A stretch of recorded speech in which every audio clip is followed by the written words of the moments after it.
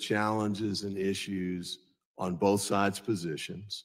I think the way to address the issue is to find a compromise in the middle that actually moves legislation through.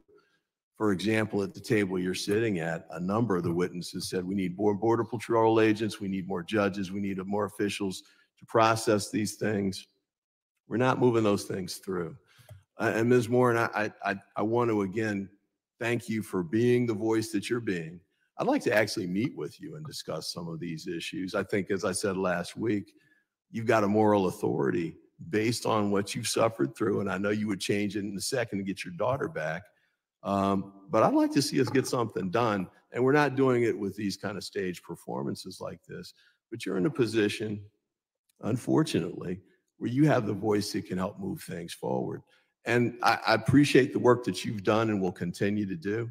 And I want to thank you for being here again today. And Mr. Chairman, I apologize for running over, but I want to thank the panel as well. And I thank the committee as well for raising this issue and continuing to look at it. But I hope we'll be able to find a way to address it with legislation that's actually going to get passed and do something.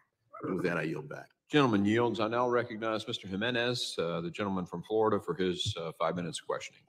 Thank you, Mr. Chairman. And this the chart here on my left shows the lies that are coming from the Biden-Harris administration as to the cause of the immigration issue here in the United States. It's their policy. You can see very clearly when policies changed, that's what happened to the border. There was no difference in resources. There weren't any differences in the number of personnel. It was the policies, 94 different executive orders from the Biden administration that caused what's happening at the U.S. border. I want to turn my attention to you, Sheriff Hathaway.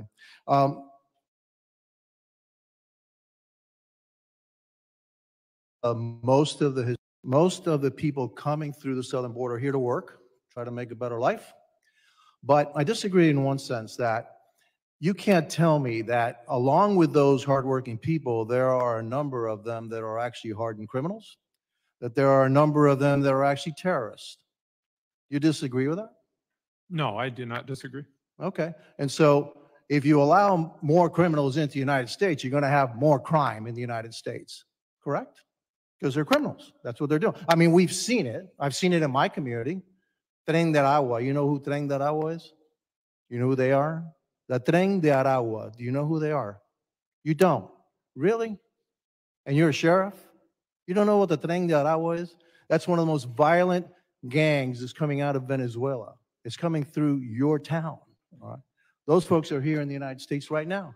They're terrorizing people on Aurora. They actually kidnapped a former Venezuelan police officer in my town and killed him. And so, yeah, we have a problem coming through the southern border. Now, I also, I also found it interesting that you run to the racist argument. I believe that immigration should be legal immigration. I disagree with illegal immigration. You think I'm a racist? No, when we talk about the ballot proposition, if I was to enforce, I'm asking you about me. I'm asking you about me. Do you think I'm a racist because I believe in legal immigration and not illegal immigration? They speak Spanish, Hispanic last names, Hispanic characteristics. It's been that way for hundreds of years. Okay, so do you believe I'm a racist? Because I believe it should be legal immigration. Do you know who I am? Do you know what my name is? Do you know where I come from? I come from Cuba. I'm an immigrant. I'm probably the only immigrant in this entire committee. Are you an immigrant too? Congratulations. Okay. All right. And so, what if I were to tell you? What if I were to tell you that? Oh, I'm sorry. You too. Order. Okay. Continue. I'm sorry. What if I were to tell you that 53% of registered Hispanics believe in mass deportation? Are they racist too? No. Okay. So what I find offensive is that any time that we disagree, you turn to the racist card. No, we just disagree. We believe in the rule of law. Actually, Hispanics do believe in the rule of law. We believe, the majority of us believe in legal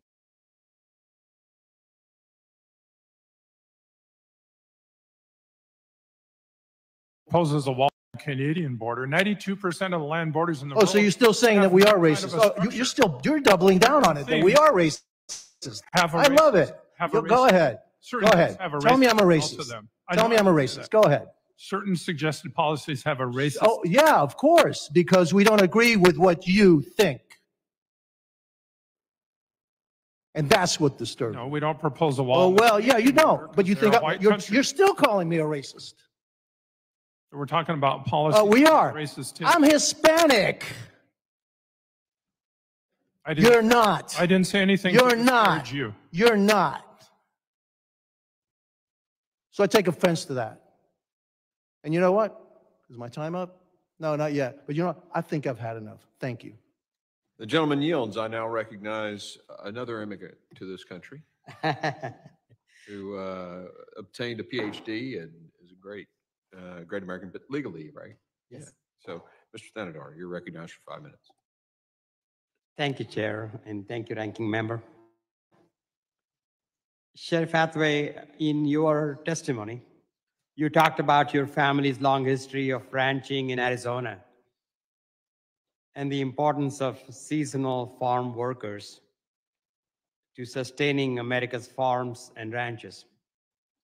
Yet, Trump's Project 2025 calls for limiting seasonal workers' visas and the number of legal immigrants eligible for work authorization.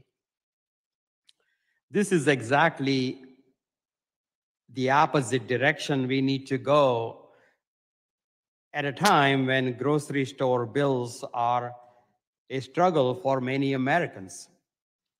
We need to support our farmers, ranchers to make sure they have the workforce they need to get their food into stores at a reasonable price. What do you want Congress to know about the workforce shortage that Arizona ranchers and farmers are facing? I have heard directly from the farmers and ranchers, and bear in mind, a lot of these are Republicans and Democrats that are frustrated that the Farm Modernization Act has not passed. It has sat there for years. It would allow more of the visas you're talking about, the H-2A agricultural visas, and it hurts productivity, it raises costs.